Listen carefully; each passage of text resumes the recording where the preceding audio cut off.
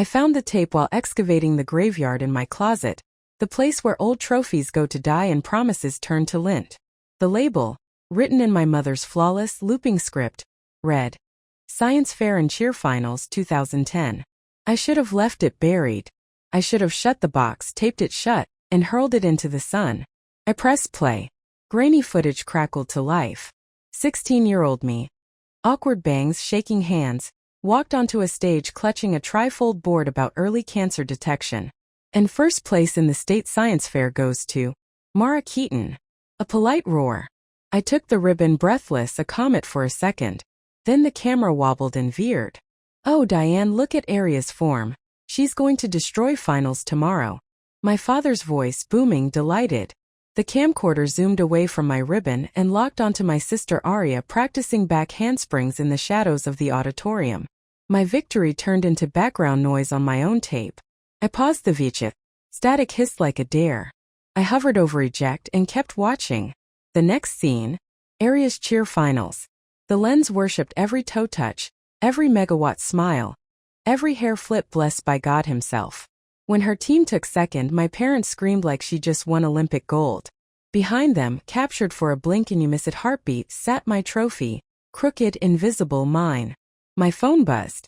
Mom, Diane, family dinner tonight. Important news about Aria. Don't be late. Of course, it was always about Aria. On my laptop, an unread email from a biotech firm pulsed like a lighthouse. Offer decision pending. It was either the door I'd been trying to kick down for a decade, or another slammed in my face. I knew better than to bring it to dinner. They would reroute any conversation to Planet Aria within 60 seconds. Outside, Mr. Adler, my retired history teacher neighbor with a watering can and a sixth sense for bruised pride, clocked my face immediately. Find something you weren't supposed to? Just old home videos, I said, smiling like it didn't sting. Nothing important. Ah. He tipped the can. The ones where the camera never found you even when the trophy did? Hard to forget. Your parents filmed every sneeze Aria ever sneezed. You? Science fairs, scholarships. Somehow always out of frame. His eyes softened. Never seemed right. His words landed heavier than the tape. Maybe because someone finally said the quiet part out loud. Family dinner, I sighed, rattling my keys. Aria has news. Maybe bring some of your own news, he said. Make them look this time. I thought of that email. Of the research I'd pushed uphill since high school. The very same concept on that forgotten trifold board. Maybe I will, I said, squaring my shoulders. As I drove to my parents' house, the old video replayed in my head. But I wasn't watching 16-year-old me on a stage anymore. I was watching the exact second I learned how to disappear. Here's the thing about being invisible. No one sees you coming. Dinner was a shrine to Aria before I even crossed the threshold. Fresh roses matching her manicure, champagne flutes standing at attention, place cards like we were hosting a minor royal. I'd barely set my purse down when the front door burst open. I'm engaged, Aria sang, thrusting a diamond under the chandelier like a disco ball. Behind her, Cole Mercer, boyfriend of 8 months, jawline for TV, smile for sales, strode in like he owned a sunset. We're thinking June, Aria gushed. Mom dabbed at tears. A garden wedding, just like you always wanted for me. I took a long, steady sip of wine. That email on my laptop wasn't just a job. It was the job: lead a research team, move across the country, put my name on something that might save lives. But guess what also wanted June? Actually, I began gently setting the glass down. I have some. Cole's family owns the most beautiful venue in Vermont. Mom was already brandishing photos. Mara, you'll need to request the whole month off. Maid of honor duty. Dad clapped Cole on the shoulder. We always knew Aria would land someone special. My phone vibrated, a phantom hand pressing my spine. The biotech firm. Wondering why I hadn't responded yet. About June, I said louder, threading steel into my voice. I might not be available. I'm waiting on a research position. Oh, honey. Mom waved that away like a stray hair. You're not still doing that lab work, are you? You're 28. Time to settle down like your sister. It's not lab work. The words were colder than my wine. It's an early cancer detection platform. The same concept I developed in high school, actually. Remember that science fair? For blank faces blinked back. Anyway, Arya trilled. Guess who I ran into? Travis Nolan from varsity football. He's single now, Mara. I can totally set you up. My chair scraped hard against hardwood as I stood. Air. I need air. Out back the night was cooler, honest. I opened the email. Subject. Congratulations, Dr. Keaton. Lead investigator offer. The offer unspooled like oxygen. My chest actually hurt. The door clicked. Cole stepped onto the patio, sleeves rolled, smile dimmed. Rough night. Shouldn't you be inside planning your picture-perfect garden wedding? My voice had teeth. He huffed a laugh. Can I be honest? I hate garden weddings. And Vermont. He lit a cigarette with hands that trembled. That perfect stainless steel watch he bragged about 2 weeks ago? Gone. Only a pale tan line circled his wrist. Everything okay, Cole? Sure. Great. Perfect. Each word a loaded die. Isn't that the motto here? Be perfect or be quiet. Cole. Arya's voice floated out, sugar high and urgent. Mom wants to show you the floral arches. He pasted on his charming smile so fast it was almost acrobatic. Coming, sweetheart. When the door shut, I typed 2 words into the offer portal. I accept. A shadow shivered in the kitchen window. Mom watching. The precise tremor in her fingers smoothing hair that didn't need smoothing. The too bright smile. The darting glance at Cole's retreating back. They were pretending. All of them. I was done. Coming, Mom. I called, pocketing my phone. Let's have a real family discussion. 3 weeks after I accepted the position, I ran into Aunt Corinne at the bank. Manager badge pinned like a shield.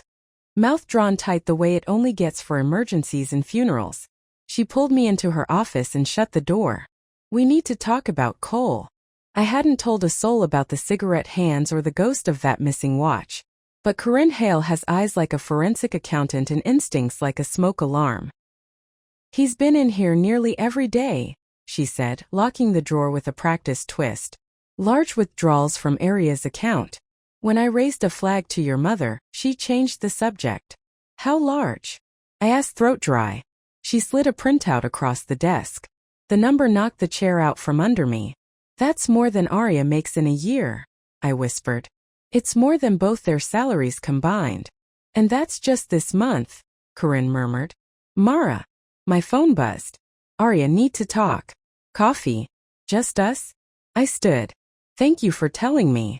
Corinne's fingers closed around my arm, gentle, urgent. Be careful. Sometimes helping means choosing the hardest door. At the cafe, Arya wasn't glittering. Designer purse gone, replaced by a cheap canvas tote shedding threads.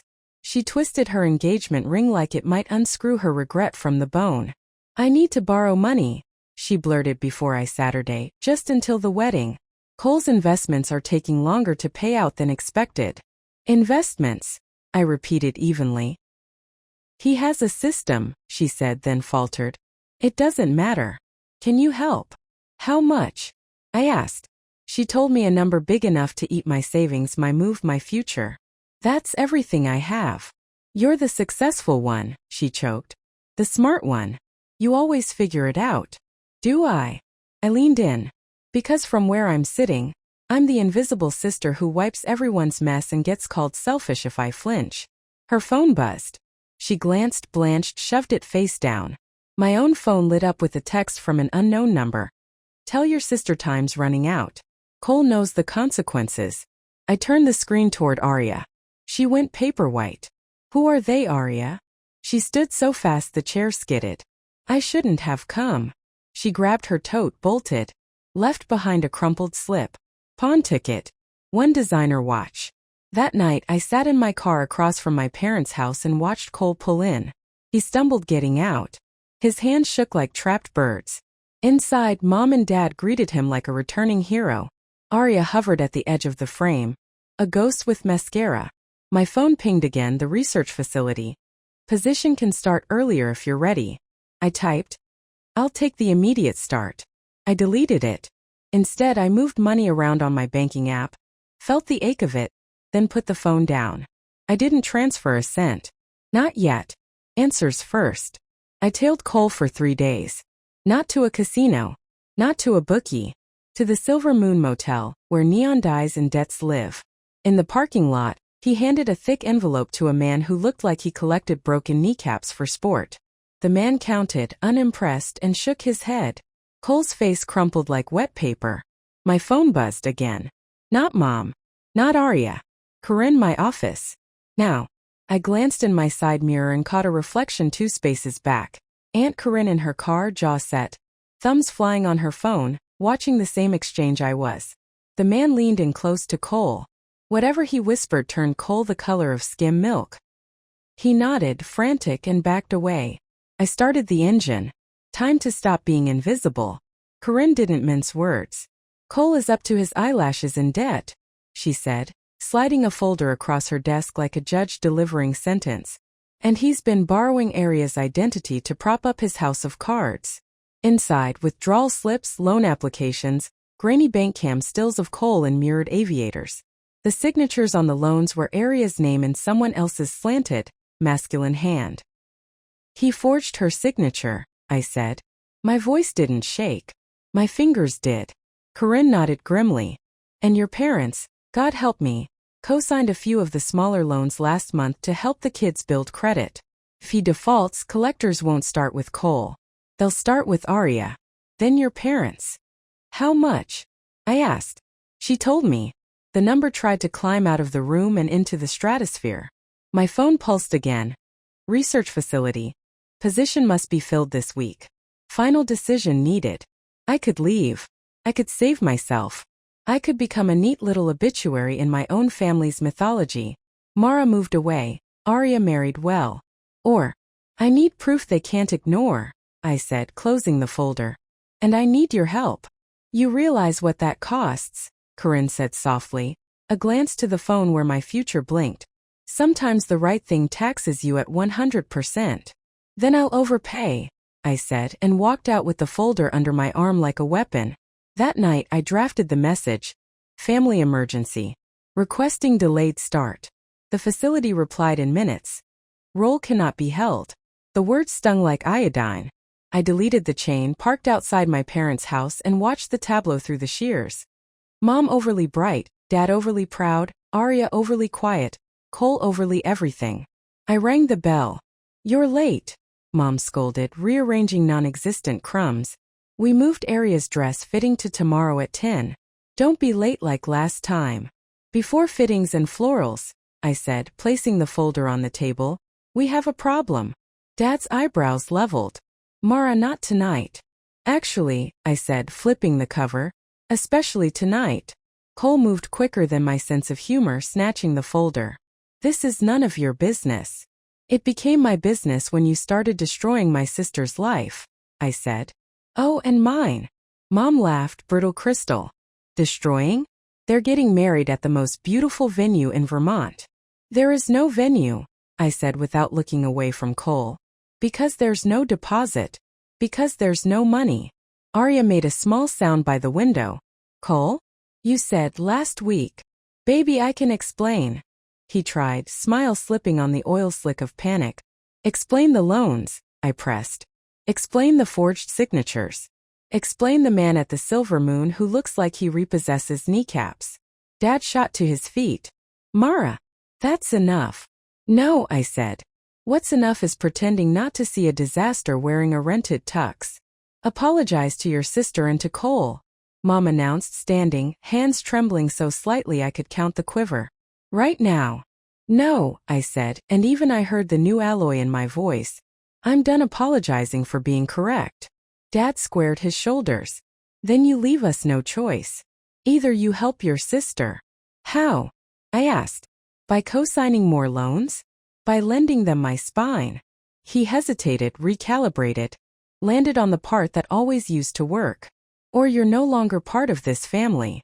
The line hung between us like barbed wire. I looked at each of them. Mom rigid and radiant with denial. Dad jaw set to patriarch. Cole charm calcifying into threat. And Arya arms wrapped around herself like she'd learned hiding from her own shadow. You're right, I said quietly. I'm not part of this family. I haven't been for a long time. I took the folder from Cole's slack hand, walked to the door and opened it. Get out of my house. They blinked. Yes, I said calmly to their stunned faces. My house. The one I bought with my own brilliant, invisible little career. You can send the florist details to the void.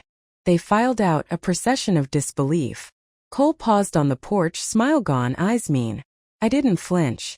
He stepped into the night, the door shut, the lock clicked.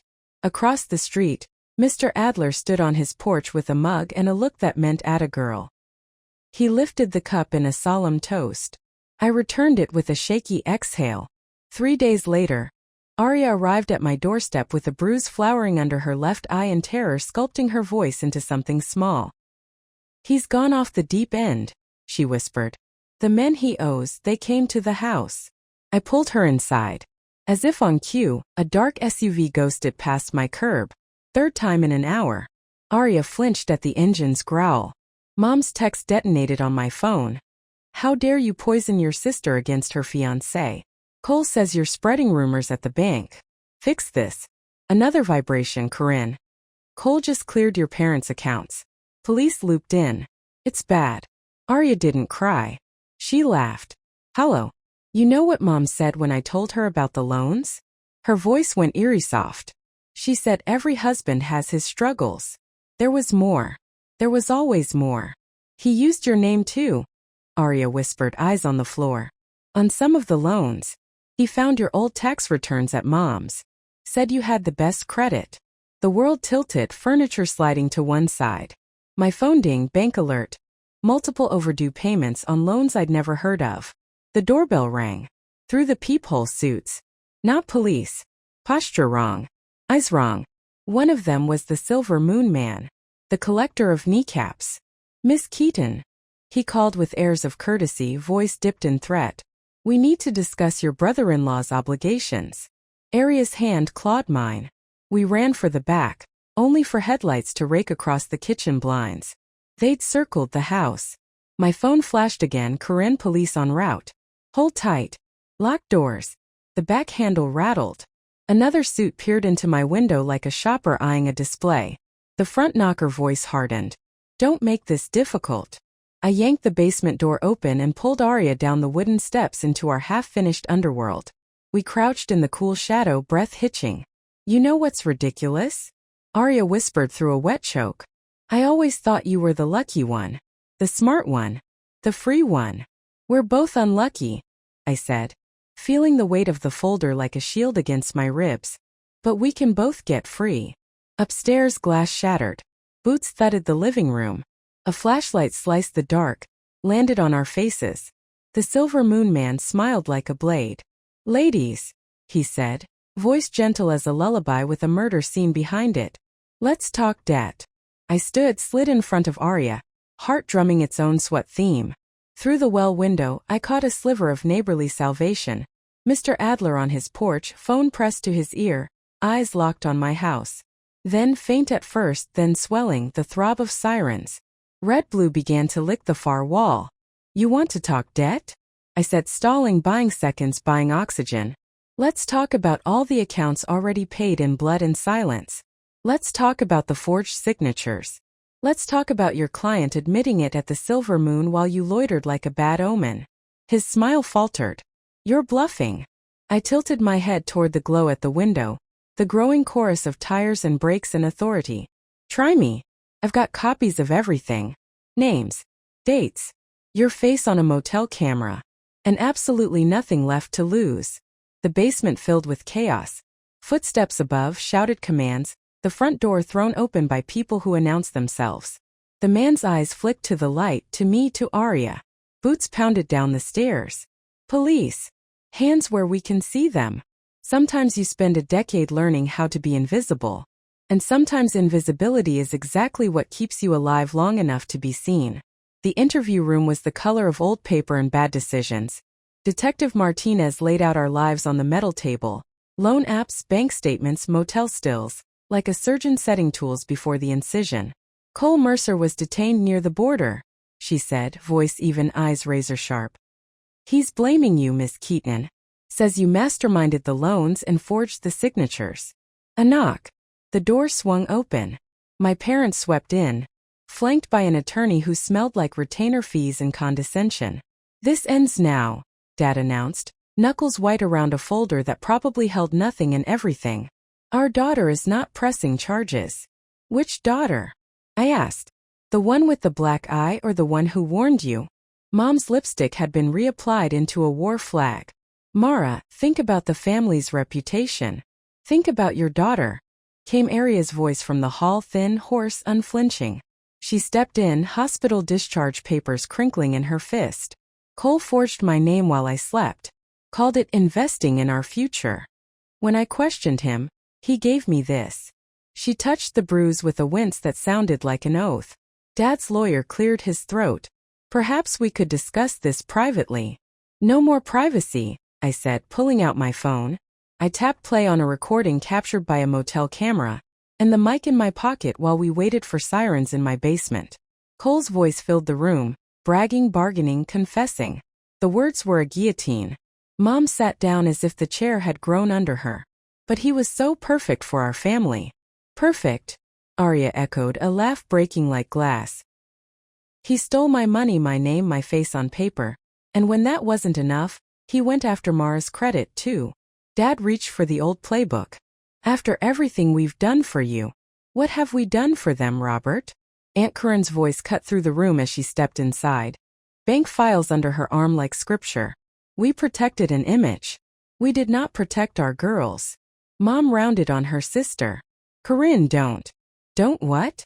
"Tell the truth." Corinne's gaze didn't wobble. "Like the truth you buried when Robert gambled away half his bonus our first year out of college and you made me swear never to tell? Different decade, same disease. Appearances over accountability." Detective Martinez folded her hands, the eye of the storm. "Mr. and Mrs. Keaton, here's where we are. We're charging Mr. Mercer with multiple counts of fraud, identity theft, intimidation, and domestic abuse. The remaining question is whether you intend to support your daughters or your denial." Silence turned to wait. "I'll testify," Aria said, steady now. "About everything. You'll be disinherited," Dad threatened, as if that word still moved mountains. "Good," I said, standing. "We never wanted your money. We wanted parents who could see us." Mom's mouth opened, then closed, then trembled. She looked smaller without the script. "Mara," she whispered. "That science fair project, the cancer detection, did you ever finish it?" "Yes," I said. "It's the backbone of my research. We start trials soon." She nodded, mascara melting into something human. "I'd like to hear about it. If you'll let me." It wasn't absolution. It wasn't even apology. It was a crack in a wall I'd been punching for a decade. Light crawled through. Detective Martinez gathered the files. "We'll need formal statements from both Miss Keaton and Ms. Keaton." She glanced at Aria. "It's Keaton again," Aria said, squeezing my hand. "And I'm ready." 6 months later, Mom sat on my front steps holding a vis tape like a confession. Science Fair and Cheer Finals 2010. Her thumb stroked the label the way she used to smooth Aria's perfect ponytail. "I watched them," she said as I joined her. "Really watched. Your ribbon. Your face. The way the camera left you." She swallowed. "The research company. You're with them now?" I nodded. "Phase 1 trials start next month." "And we missed it," she murmured. "All of it. We were so busy performing a perfect family we stopped seeing our actual daughters." Down the block, Aunt Corinne's car pulled up. Aria climbed out with a tote bag that said property of no one and a walk that was no longer apologizing to the ground. Therapy had sanded her voice into something deliberate. The bruise was gone. The spine was not. "Cole took a plea," she said as she reached us. 8 years in restitution. Dad was not with them. Mom stared at the tape. "He's liquidating the retirement to cover what he can." She met my eyes. "It isn't much." "Keep it," I said. "Corinne helped me contest the fraudulent accounts. My credit's uncurling." "Mine too," Aria added. "Though I might keep Keaton. Turns out my last name fits me better than a ring ever did." Mom pulled an envelope from her bag. "I found this in the attic." The paper was brittle, the handwriting migrating from another era. "From your grandmother. Addressed to me and Corinne the day before she died." I unfolded it. The words were simple and heavy. I taught you that appearances matter more than truth. I was wrong. Break the cycle. See your children as they are, not as costumes for your pride. Love, Mom. Mom stared at the message like it was a map she could have used 20 years ago. I never showed it to Corinne, she confessed. I became exactly what she warned me not to be. Across the street, Mr. Adler waved, then stepped aside for a man with a camera and an easy grin. Owen, wildlife photographer, urban fox evangelist, had been haunting the neighborhood at dusk. He lifted the lens. You won't believe what I just shot, he called. A whole fox family living under the old hydrangeas. Right in plain sight. Arya bumped my shoulder. Poetic. Mom stood. For once she didn't fix her hair or scan for reflections. Your father and I are trying therapy, she said. Separately for now. I know I can't fix the past. But maybe I can stop worshipping it. Maybe, I said. We sat a moment longer, the three of us and a relic between us. The tape weighed nothing and everything. What do we do with it? Arya asked. I pictured bonfires and closures and grand gestures. Then I pictured the tiny, stubborn truth of things. Keep it, I said. Not as an altar. As a warning label. Proof of what we survived. And where not to aim the camera again. Owen crossed the street. Camera cradled like a newborn meteor. He grinned. Want to see the den? Kits tumbling everywhere. Chaos and honesty. Arya smirked at me. Go. I've got job applications to bully into saying yes. I stood, tape in one hand, future in the other, and met Owen halfway. Behind me, my sister, newly visible to herself. My mother, stepping into the unflattering light and letting it be medicine. My aunt, our quiet architect of rescue. Mr. Adler, sentinel with a watering can. In front of me, a fox family we'd lived beside for years without ever really seeing. The perfect family was gone. Shattered on impact with the truth. But in the wreckage lay something better. The raw materials for a real one. You can't build anything honest without first sweeping up the pretty lies. Ready? Owen asked, tilting the camera toward the hedges. I took his offered hand and nodded. Show me what's been hiding in plain sight.